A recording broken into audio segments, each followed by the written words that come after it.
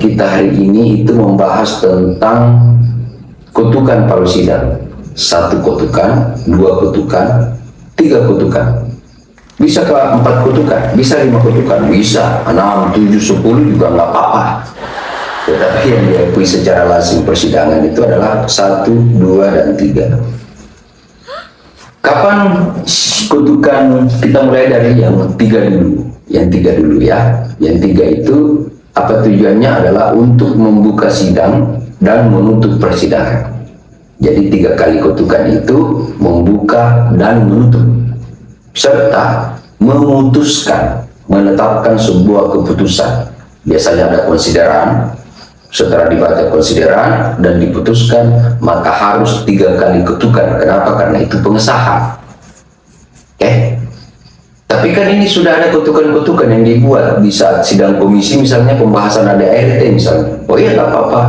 Memang 1 kutukan, nanti kita akan bahas sebentar lagi. Intinya 3 kali kutukan itu membuka menutup sidang. Kemudian yang selanjutnya adalah mengesahkan sebuah kebijakan atau aturan, tentu setelah pembacaan konsideran. 3 kali kutukan.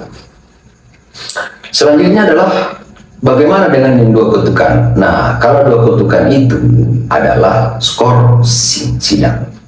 Skorsing sidang. Misalnya, karena memasuki waktu untuk istirahat, sholat, dan makan, maka kita akan melakukan skorsing sidang. Dia kutukannya 2 kali. 2 kali kutukan.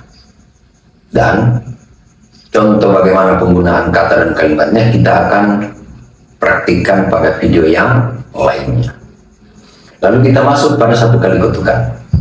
1 kali kutukan itu adalah berguna. Pertama, ketika misalnya ada pembahasan ADART pasal per pasal, biasanya apakah perlu kita ketuk palu setiap pasal per pasal? Boleh saja. Ada yang pakai aturan itu, ya udah nggak apa-apa, setiap pasal kita harus ketuk palu.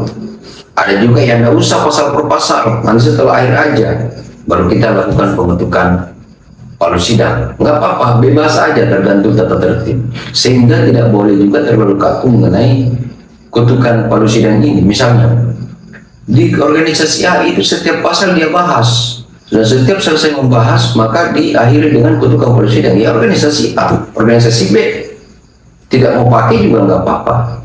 Jadi tidak ada persoalan aturan tentang mau pakai 1 kali kutukan setiap pasal atau tidak, itu tidak ada masalah. Itu tergantung daripada aturan dan tertib yang berlaku pada organisasi tersebut.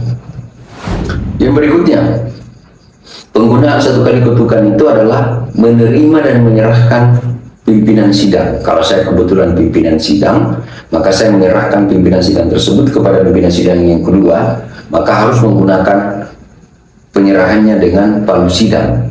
Palu sidang, lalu kutukannya 1 kali. Bagaimana caranya kita akan praktikkan pada video yang lainnya. Jadi itu 1 kali kutukan, 2 kali kutukan, dan 3 kali kutukan.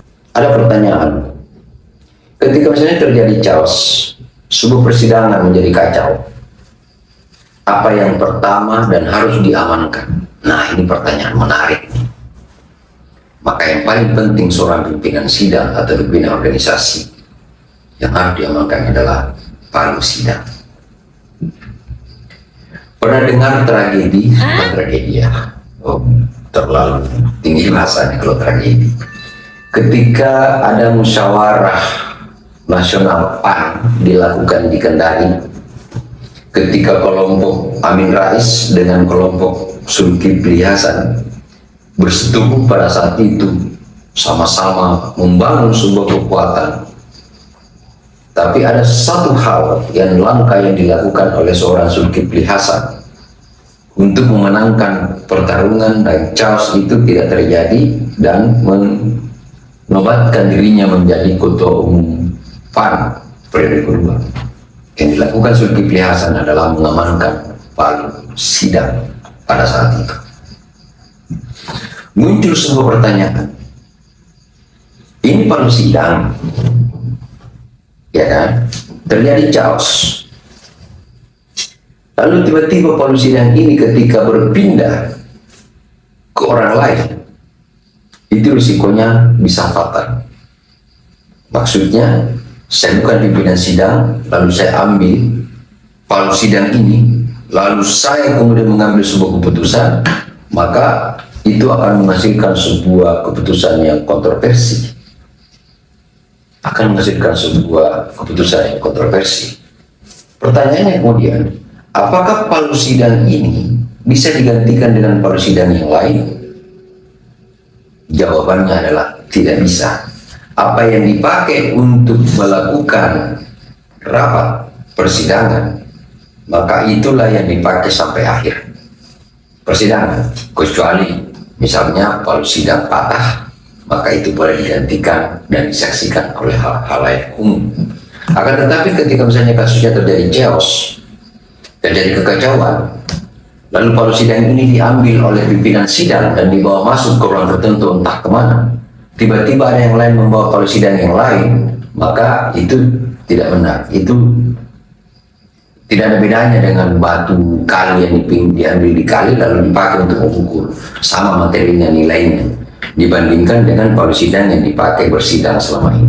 Itulah sakralnya daripada penggunaan palu sidang yang dipergunakan pada saat persidangan dan dijaga dengan baik, termasuk gesekannya tidak boleh sembarangan.